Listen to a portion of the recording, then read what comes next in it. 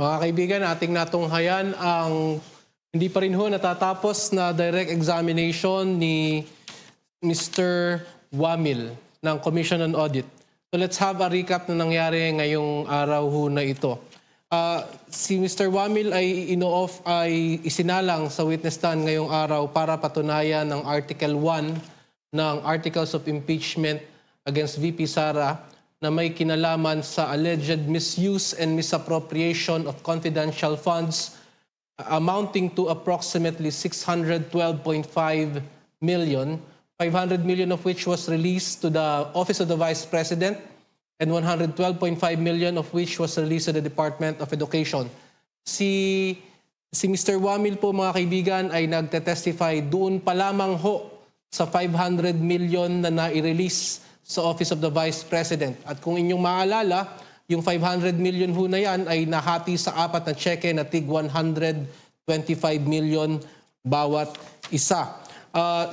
Dahil siya ay taga-Commission on Audit, pinaliwanag ho ni Mr. Wamil na yung pagkakagasta o pagkakagamit ng mga confidential funds na 500 million ay hindi ho sang-ayon o hindi ho in accordance with the joint circular ng Department of Budget and Management, Department of Interior and Local Government, Governance Commission for GOCCs, Department of National Defense at Commission on Audit, Joint Circular Number 2015-001. Binanggit ho dyan na hindi po ito nag-comply, yung mga expenses ho, mga kaibigan, hindi po ito nag-comply sa sections 4.2 na tinutukoy ho dyan na ang allocations ng confidential fund or intelligence fund ay dapat suportado ng physical and financial plan. Physical and financial plan na binabanggit dapat doon ang proposed amount allocated for each program, activity, and project where disbursements pertaining to confidential expenses and intelligence expenses shall be based. So ibig sabihin, bago gastahin, dapat mayroong physical and financial plan. Naka-specify ho doon, mga kaibigan, kung saan gagastahin. At kung paano yan gagastahin, yan po ay nakalagay sa 4.8 ng same joint circular.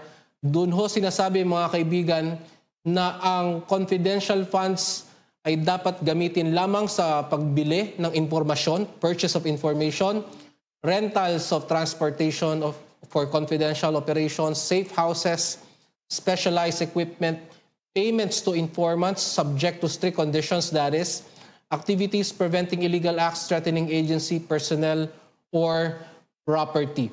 Meron din hong patakaran na yan ho ay pinagbabawal na gamitin ang confidential fund or intelligence fund sa salary, sa sweldo ng mga fringe benefits ng opisyal o empleyado who are employed by the government in whatever capacity or elected officials except when authorized by law. So general rule, mga kaibigan, ang confidential fund or intelligence fund hindi daw pwedeng gamitin pangpasahod o pangsweldo ng mga kawani natin sa pamahalaan as a general rule.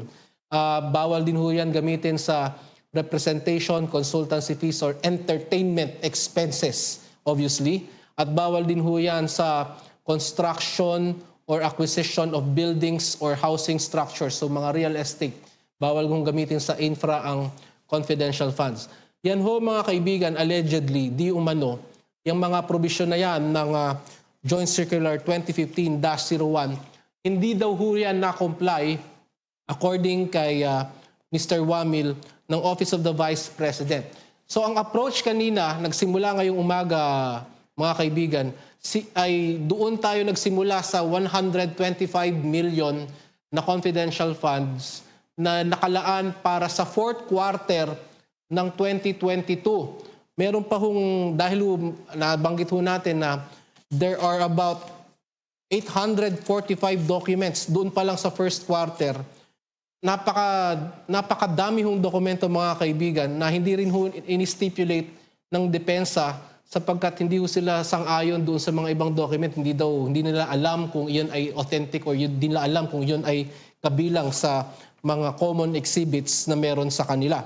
So kaya ganun, magkakaibigan, umabot lamang tayo sa first quarter at natunghayan natin partially ang second quarter or second tranche ng 125 million purportedly for the first quarter of 2023. Kanina bago ho nagdeklara ng adjournment ang ating presiding officer, tinanong na ho mga kaibigan yung tatlo pang nalalabi na land bank checks. Kasi yung unang land bank checks noong 2022, yun yung unang 125. Ang naitanong bago tayo nag-adjourn ay yung tatlo pang tig 125 million for calendar year 2023. Mga kaibigan, asahan nyo na bukas itutuloy yung ang pagtestigo ni Mr. Wamil. Asahan nyo na yung pattern. Per tranche or per 125 million, sa kanya ipapapaliwanag ng prosecution kung nag-comply ba yung bawat 125 million per quarter, 4 na quarters ho yan, pagdating sa physical and financial plan, in accordance with Section 4.2. Kung yan ba, ang disbursement voucher ba niyan ay nag-comply in accordance with 6.1.5? Kung yan din ba, ang liquidation report ba ay nag-comply din? At kung ang kanilang accomplishment report ay nag-comply in accordance with Section 4.8. Lahat po yan mga kaibigan, yung mga additional documents na yan ay rene-require ng joint circular pagdating sa paggamit o paggasta ng mga confidential funds. So kagaya ho nung nabanggit natin kanina, it doesn't follow na porky confidential fund ay libreng gastusin yan anywhere, whatever, for whatever purpose, or kung kahit sino na lang ay makakatanggap niyan. May mga patakaran pa rin ho ang Commission on Audit kung paano ang reporting, paano ang compliance pagdating sa paggamit niyan. At dahil 4 quarters yan, asahan po ninyo, per quarter, same pattern, same documents ang itatanong. Ang nabanggit nga ho kanina, mayroong mga non-compliance, hindi na-specify yung purpose, hindi na ibagay ang official receipt or ang invoice, hindi ho naipakita. Lalo na pagdating ho doon sa mga rewards, sa mga informants, syempre acknowledgement receipt ho yan. Ang informant, hindi ho yan mag-i-issue ng official receipt. Dahil ho ang pagbigay ng impormasyon ay hindi ho ginagawa yan in the ordinary course of business. So walang official receipt or invoice yan, acknowledgement receipt. Ganun pa man, rene-require yan ng Joint 2015-01 na acknowledgement receipt in case of rewards for informants ay sasamahan ng supporting documents na successful ang intelligence gathering or yung operations kung saan nga nakuha yung informasyon o yung information na yun kung kaya nga siya nabigyan ng reward. Pero allegedly mga kaibigan, wala daw na-submit na proof ng success ng operations or ng information gathering. Ulitin natin mga kaibigan, ito ay first quarter pa lang or rather fourth quarter ng December 2022 at kung saan 845 documents or acknowledgement receipts ang dapat ipinakita. Pero dahil nga ito ay voluminous, yung sample na lamang ho at saka yung summary or tabulation na iginayak ni Mr. Wamil ang ating pinagbasihan. Maalala nyo kanina mga kaibigan, napag-usapan yung rules of court.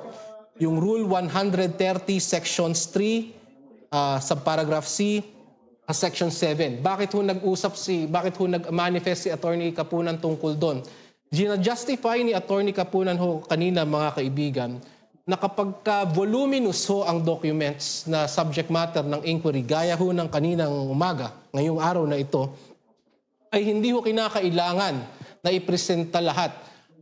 According kay Attorney Kapunan at sinasite niya ho yung Rules of Court Section 3 Paragraph C at saka Section 7, sufficiente na ho ang tabulation or summary kapag ang contents daw ng documents ay hindi kayang ma-examine in court without great loss of time, o ibig sabihin uubos talaga ng madaming oras, and the fact sought to be established is only the general result of the whole. So ibig sabihin, kung yan naman ho ay may tabulation, ang hinahanap po natin ay kung paano nagasta yung kabuuan ng 125 million for the fourth quarter of December 2022, hindi na kailangang isa-isahin yung 845 na acknowledgement receipts or documents. Ganun pa man, sinasabi naman ho sa Rules of Court mga kaibigan, at kanina ay nag-no objection naman si Attorney Pua na pwede na subject yun nga lang sa karapatan ng depensa na they will test the accuracy